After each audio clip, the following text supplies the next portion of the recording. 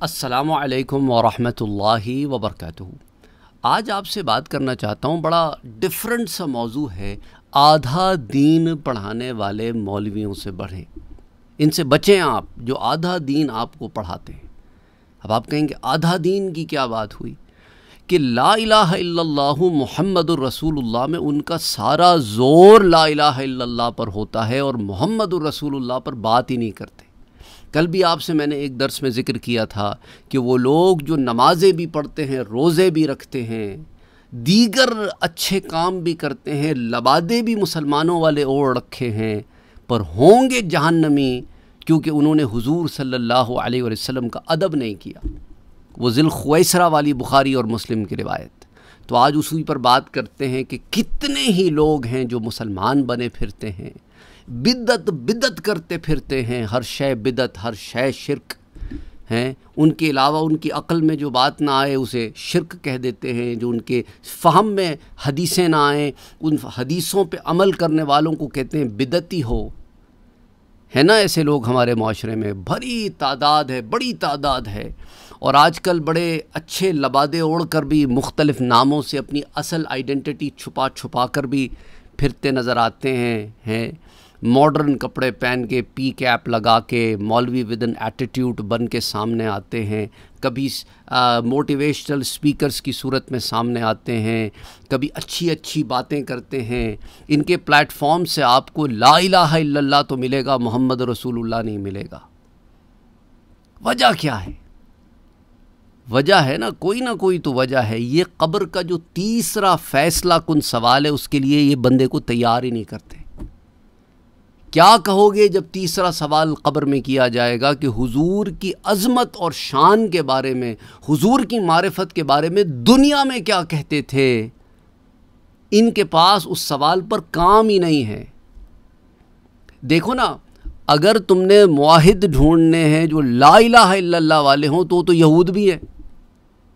اگر لا الہ الا اللہ ہی صرف موحد ہے تو پھر یہود بھی ہیں، یہود بھی کہتے ہیں لا الہ الا اللہ۔ وہ محمد الرسول اللہ نہیں کہتے اس لیے یہود ہو گئے۔ نصارہ میں بھی ایسے نصارہ موجود ہیں جو لا الہ الا اللہ کہتے ہیں، حضرت عیسیٰ کو اللہ کا رسول مانتے ہیں، اللہ کا رسول مانتے ہیں، استغفر اللہ العظیم، ان کے عقیدہ بیٹے والا نہیں ہے، لیکن وہ عیسائی اس لیے ٹھہرے کہ وہ محمد الرسول اللہ نہیں مانتے۔ تو کلمہ تو لا الہ الا اللہ محمد الرسول اللہ پر مکمل ہے۔ لا الہ الا اللہ پر تو بات کرتے ہو، محمد رسول اللہ پر بات کیوں نہیں کرتے؟ کیوں تمہارے حلق سے حضور کی شان بیان نہیں ہوتی؟ کیوں تم وہاں آ کے اٹک جاتے ہو اور تمہیں لگتا ہے کہ کہیں تم کوئی ایسا عمل نہ کر بیٹھو جو اللہ نے منع کیا ہو؟ حالانکہ اللہ نے قرآن میں خود کہا ہے وَرَفَعْنَا لَكَ ذِكْرَكَ، اے میرے پیارے نبی آپ کی خاطر آپ کا ذکر خیر بلند کر دیا۔ ما ودعک ربک وما خلا، آپ کے رب نے آپ کو چھوڑا نہیں ہے۔ اور مسلمانوں سے کہا کہ اے مسلمانوں، تمہاری زندگیوں کی تمام مسائل کا حل حضور کی زندگی میں موجود ہے، اسوہ حسنہ میں حضور کی موجود ہے۔ اور حضور سے کہا کہ آپ کو ہم نے خلق عظیم عطا کیا ہے اور آپ کو رحمت للعالمین بنا کر بھیجا ہے، اور یہ حضور کی شان کا بیان پچھلی امتوں کے لیے بھی تھا۔ ہاں، یہ آپ کو ایک نئی بات پتہ چل رہی ہوگی کہ بھئی حضور کی عظمت و شان کا بیان تو ہم نے کرنا ہے۔ امت محمد مصطفیٰ جو ٹھہرے، حضور کے ماننے والے جو ٹھہرے، بدبخت ہیں وہ لوگ جو اپنے آپ کو محمد مصطفیٰ کا امتی بھی کہتے ہیں اور حضور کی شان بھی بیان نہیں کرتے۔ ان کے چینل اٹھا کے دیکھ لیں یوٹیوب پہ، ان کے اندر آپ کو ان کے چینلز میں شان محمد مصطفیٰ ملے گی نہیں۔ ہاں، میلاد کے وقت، میلاد النبی کے وقت پر بدعت کا 1-2-3 گھنٹے کا لیکچر ضرور ریکارڈ کرا دیں گے، اپنے جیسے مائنڈ سیٹ والے 4-5 لوگ ٹیبل پہ بٹھا لیں گے۔ اس پر ہم نے بات کی ہے، پہلے بڑی تفصیل سے بات کی ہے۔ اور اسی طرح انہی کے مکتبہ فکر سے کچھ اور لوگ اپنے اپنے پنڈالوں میں اور اپنے اپنے اسپیکرز پر اس بات کا تو برملا اظہار کریں گے کہ عید میلاد النبی نہ منایا کرو، میلاد نہ منایا کرو، لیکن سارا سال حضور کی شان بیان کیا کرو، لیکن خود بھی نہیں کرتے۔ عجیب لوگ ہیں۔ کبھی سنا ہے ان کے پلیٹ فارم سے کہ آج حضور کی شان بیان کرنے پر بات ہوگی، عظمت مصطفیٰ پر بات ہوگی. یہ آپ کو صرف سنی پلیٹ فارم سے ملتی ہے بات، ان کے پلیٹ فارمز پہ یہ بات ہوتی نہیں، کیونکہ ان کے پاس وہ تھاٹ پروسیس ہی نہیں ہے. آئیے قرآن سے آپ کو ایک آیہ مبارکہ بتاتا ہوں جہاں اللہ نے یہود کو حکم دیا تھا، کیونکہ وہ بھی اپنے زمانے میں مسلمان تھے نا. جب دیگر انبیاء نہیں آئے تھے تو شریعت موسوی پر پابند کے کاربند لوگ مسلمان تھے. تو اب ان کو اللہ نے کیا حکم دیا؟ سورۃ المائدہ کی آیہ نمبر 1 کا پہلا حصہ بتا رہا ہوں. یا ایھا الذین آمنوا اوفوا بالعقود، اے ایمان والوں تمام عہد پورے کیا کرو. اب آپ کہیں گے یہ تو ایمان والوں سے بات ہو رہی ہے. تو جب قرآن کریم کی یہ آیات اتری تو اس وقت یہود جو شریعت موسوی پر پابند تھے وہ بھی تو ایمان والے تھے.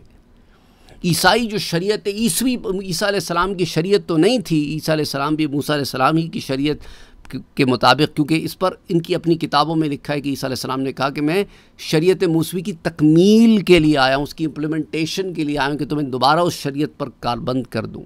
جو عیسیٰ علیہ السلام کے ماننے والے تھے اور مشرک نہیں تھے تو وہ بھی ایمان میں داخل ہو گئے.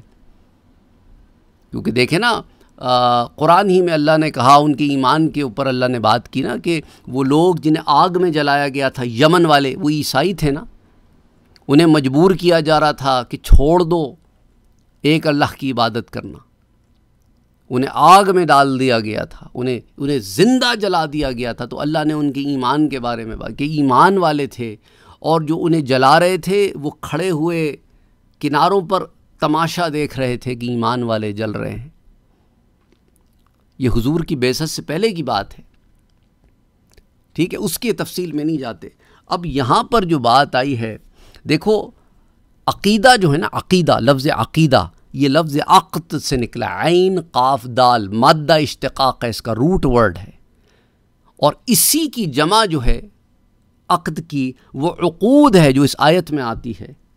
تو عقیدے کا مادہ اشتقاق عقد ہوا اور عقد کا جمع عقود ہوا. اور یہاں اللہ کہہ رہا ہے کہ اوفوا بالعقود، اپنے عہدوں کو پورا کرو. ایک تو آپسی معاملات کے عہد ہو گئے، تو اور کون سا عہد ہے جو ایمان والے پورا کریں؟ تو اب اس کے بارے میں امام ابن جریج رحمۃ اللہ علیہ فرماتے ہیں، اور کئی تفسیروں میں آپ کا یہ قول موجود ہے. تفسیر طبری بھی اٹھا کے دیکھ لیں، تفسیر خازن بھی کئی تفسیروں میں آپ کا یہ قول موجود ہے. امام ابن جریج رحمۃ اللہ علیہ فرماتے ہیں کہ یہاں اہل کتاب کو اللہ نے خطاب فرمایا ہے. معنی یہ ہے کہ اے اہل کتاب کے مومنوں، اے اہل کتاب کے مومنوں، اے یہود و نصارہ جو ایمان رکھتے ہو، میں نے گزشتہ کتابوں میں سید المرسلین محمد مصطفیٰ صلی اللہ علیہ وآلہ وسلم پر ایمان لانے اور آپ صلی اللہ علیہ وآلہ وسلم کی اطاعت کرنے کے متعلق جو تم سے عہد لیے ہیں وہ پورے کرو. تو حضور کی اطاعت، حضور پر ایمان لانا، حضور کی شان بیان کرنا، حضور کی عظمت، اللہ نے حضور کی عظمت اور شان بیان کی نا ان کی کتابوں میں، تو کہا کہ یہ شان اور عظمت والا جب آئے گا تو اس پر ایمان لانا. تو انہیں بھی تھا کہ حضور کی شان اور عظمت بیان کرنی ہے، تو اہل کتاب کے لیے بھی معاملہ تھا. اب آپ کہیں گے کہ اہل کتاب کی کتاب میں کہاں لکھا ہے؟ اگر آپ چاہتے ہیں تو تورات، انجیل، عہد نامہ قدیم سارا کے سارا تورات نہیں ہے، تورات عہد نامہ قدیم کا حصہ ہے، اور عہد نامہ جدید کو انجیل کہتے ہیں. ان ساروں میں جو آیات حضور کی شان میں نازل ہوئی ہیں وہ میں آپ سے بیان کر دوں گا. اگر آپ چاہتے ہیں کمنٹ سیکشن میں مجھے لکھ کے بتائیں، انشاءاللہ تعالی اس پر محنت ہوگی. میں بائبل سے وہ آپ کو ورسز جمع کر کے لا کے دکھا دوں گا انشاءاللہ تعالی. لیکن اگر آپ اس کو جاننا چاہتے ہیں تو بتائیں. تو حضور کی شان بیان کرنا تو پچھلی امتوں کو بھی اللہ نے کہا تھا. یہ عجیب مسلمان ہیں کہ حضور کی شان ہی بیان نہیں کرتے. اس سے اندازہ کر لیں کہ اگر ان کی مسجدوں سے، ان کے ممبروں سے، ان کے پنڈالوں سے، ان کے مقرروں سے، ان کے چینلوں سے حضور کی شان پر بات ہی نہیں ہوتی، بلکہ یہ بدعت اور شرک سے باہر ہی نہیں نکلے، تو یہ پھر یہ ٹھیک لوگ نہیں ہیں جو لا الہ الا اللہ محمد رسول اللہ تو پڑھتے ہیں پر حضور کی شان نہیں بیان کرتے. ایسے لوگوں سے بچیں پھر، کیونکہ یہ آپ کو قبر کے سوالات کے لیے تیار کرنے والے لوگ ہی نہیں ہیں. بہرحال اللہ عز و جل جو ہے ہدایت دے ہم سب کو، اور حضور کی معرفت عطا فرمائے، اور صحیح معنوں میں اللہ کی اطاعت نصیب فرمائے، لا الہ الا اللہ محمد رسول اللہ کا مصداق بنائے، آمین یا رب العالمین۔ تو آپ نے گھبرانا نہیں ہے، ان کا کام ہے باتیں کرتے رہتے ہیں، انہیں خبر ہی کچھ نہیں ہے بھائی۔ بہرحال امید کرتا ہوں کہ بات آپ کو سمجھ میں آ گئی ہوگی۔ السلام علیکم ورحمۃ اللہ وبرکاتہ۔